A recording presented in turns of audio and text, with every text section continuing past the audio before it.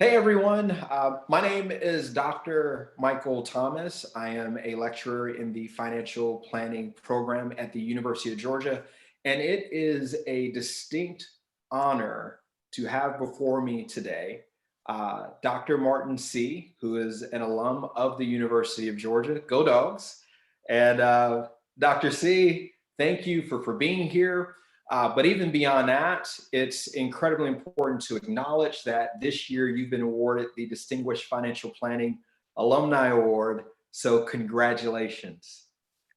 Hey, thanks you, Mike. Thank you, Michael. It's a pleasure to be here, and I'm not just a one-time grad. I'm a double dog, both from the Department of Financial Planning, Housing, and Consumer Economics. So y'all spent a lot of time with me. All right, I love it, and thank you for being such an example of what it means to be a double dog and a graduate of the university, which leads me into a very important question, right? Tell us about, or even a statement more so, tell us about the great work you've done over the past few years. You've been incredibly productive with your scholarship. You have a number of responsibilities as it relates to being the department head of Kansas State University and their financial planning program. And you also serve as the chair of the board of the Financial Planning Association. So you're doing research, you're teaching classes at a high level, and you are also serving the industry. So tell us about your work and literally how you're able to juggle all of this. Well, Michael, I don't know. I don't know. You do your best, and that's the way you find it through. It's been quite a journey. Graduated from K-State. I have the worst career advice ever. If you want a job, you should serve on a search committee and hire somebody from the job that you want. In my case, it was hiring John Grable at the University of Georgia, then taking his job out at K-State. Been here ever since. It's amazing. I spent 9 years in Athens. I did leave with a PhD. My parents didn't understand that at the time. But now I think it's 9 years out. So it's been sort of a fantastic journey. As you mentioned, yeah, I jumped straight into academia as an assistant professor at Kansas State in personal financial planning. And I've just been so lucky to be surrounded by good folks and a good program. At K-State, we've got a long-standing financial planning program. We've got fantastic PhD students, and you just lean in and you keep a positive attitude. And when people ask you to do something, you try to help them out. And so yeah, along the way, I did find myself in the board service with the Financial Planning Association, which is fantastic. For me, FPA is about building the profession of financial planning, and I plan to be in this profession for a long, long time. So it's a pretty amazing opportunity to be able to serve at this, I'll say, young age. I guess I'm 35 now, so it's halfway to 70, but it's been a real pleasure. Love it. So follow-up question here.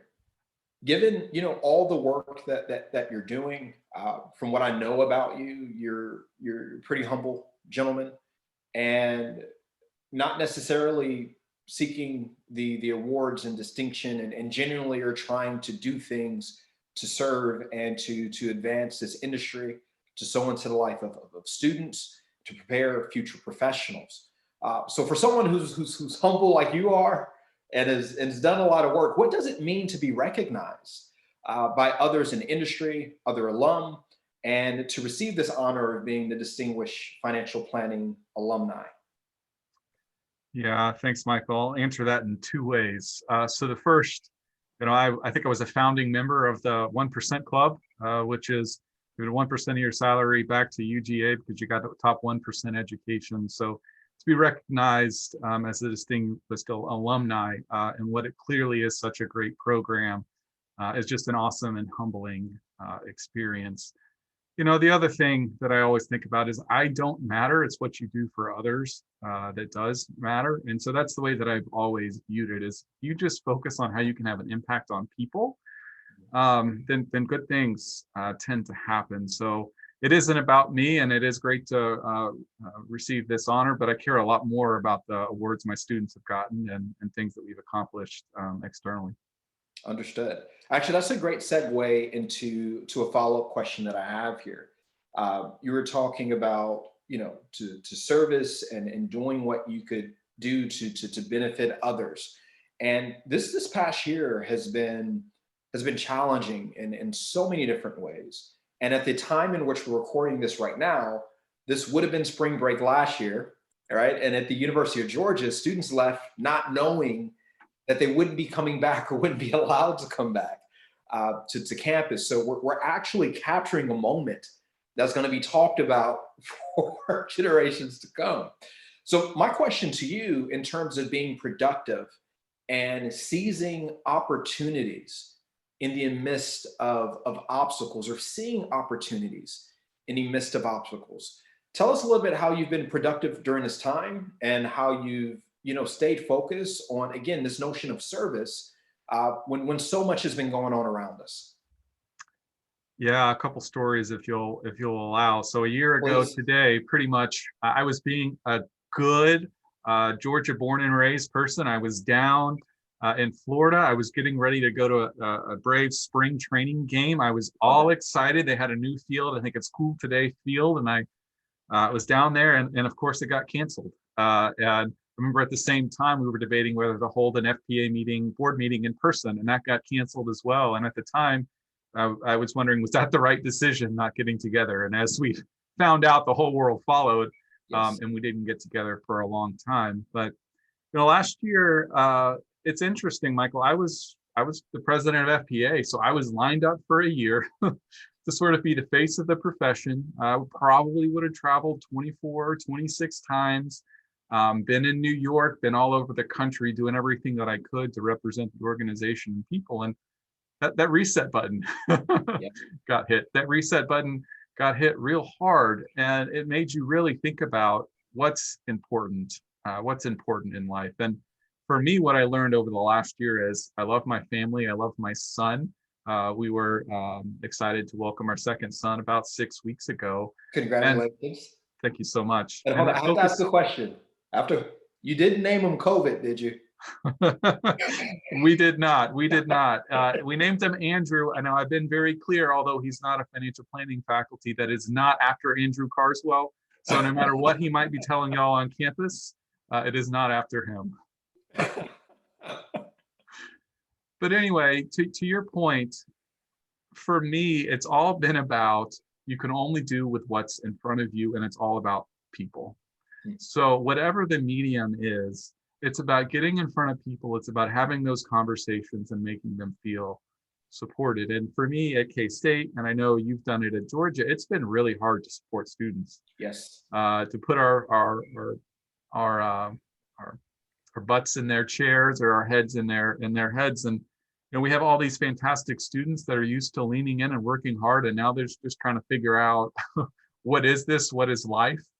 And I spent the last year really trying to figure out what mattered to me, and also what mattered to others, and how can you push that forward. It's a prioritization exercise that I think we went through, that a lot of life stories in there if you viewed it in the right context. Absolutely. So there's this whole notion of kind of rediscovering self and what your values are, having the opportunity to kind of step away from the rat race a little bit, in terms of just constantly going and going and going. What I'm hearing was a way for you to kind of recenter yourself and get focused on the things that matter the most. Was that be a correct way to kind of assess what you're saying?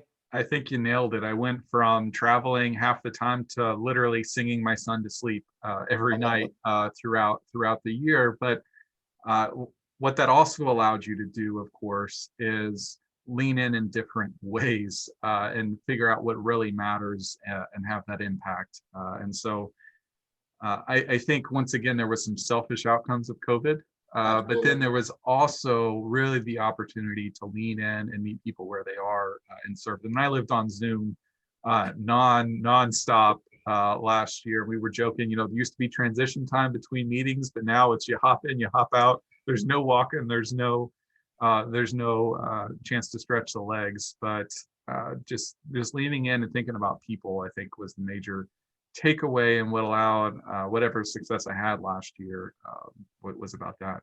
I love it. So as we wrap up the conversation, again, congratulations on receiving this honor. It's well deserved, and I think that you've set the bar really really high, and that's to be expected. You're a dog. Uh, do you have any final words that you would like to share, and more specifically with students as they get prepared, many of which are going to be graduating and becoming financial planners, and are going to be serving individuals who are reeling from the back end of the pandemic, and thinking about what's next, and how do I achieve my goals, and what other financial shocks may come along the Yeah. way. What type of advice or wisdom would you give to students? Michael, one story, if you might allow, and maybe Please, this story will be impactful to you, and then please. I'll address the students directly. So, obviously, as a faculty member here, have opportunity to interact with students throughout so many parts of their lives. And it was about 2 years ago, one of my earliest graduates came back to campus, and it was an individual. His name was Colton, and I really like Colton, but he graduated and got a job, and he was talking to our student group, and he told a story about how, I don't remember the story. He came to my office and he was stressed. He was graduating, he was getting married, and he was just, what if work didn't work out? What if all this didn't happen? And I told him, if you show up every day with a positive attitude, it'll all work out. And I don't remember this conversation, but it was important enough to him Yeah. that 5 years later, when he came back to campus, that to him it had had an impact on his life, when for him it was control what you can control and show up, and it'll all be all right. And so to you, Michael, and to the faculty at UGA, I'd say that's a pretty heavy honor and burden that you wear, that every conversation you have could Yes. have that impact on a student. So you've got to show up with yourself. But then to carry it to the student level, I think that's exactly what I would carry through with now an intentional conversation about what to think about. It's being positive. You can find so many reasons somebody's being treated better than you, or this didn't happen, or this didn't happen. But you can only control what you can control. And if you show up with that positive attitude, if you lean in, I know sometimes aren't the right fit, the right time, the right person, and you got to protect yourself, but take a chance. Do something that you don't expect. Stretch yourself. And lastly, no man is an island. It's all through collaboration. And you mentioned it, Michael. If you look at my CV, I haven't done a lot. I've been around a lot of people that have done a lot of different things, and that's been really cool. I've been very fortunate in that. But if you can show up with a positive attitude, if you can lean in and seize those opportunities, and you could be intentional about being collaborative and pulling folks along, you're going to be okay. I, Dr. C, I love that, which is, you don't have to, and I use the word perfectly here in terms of bear that burden um, alone. Mhm. So as you're leaning in, it's not just leaning into self and willing self towards something, but it's lean into connection, Yep. lean into your social networks and your social capital, and trust it, because there are more people who want to see you do well in life, and for you to succeed and to do amazing things, than those who don't.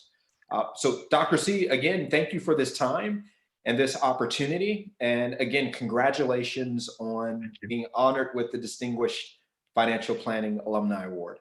Thank you, and I'm honored, and I hope to see you all soon. Hopefully at a football game. It's been way too long. I love it, and it sounds good. So the next time you're in town, please let me know. I'd love to connect and lean into this relationship a little bit more as well. Sounds good. All right, take care. All right. Bye.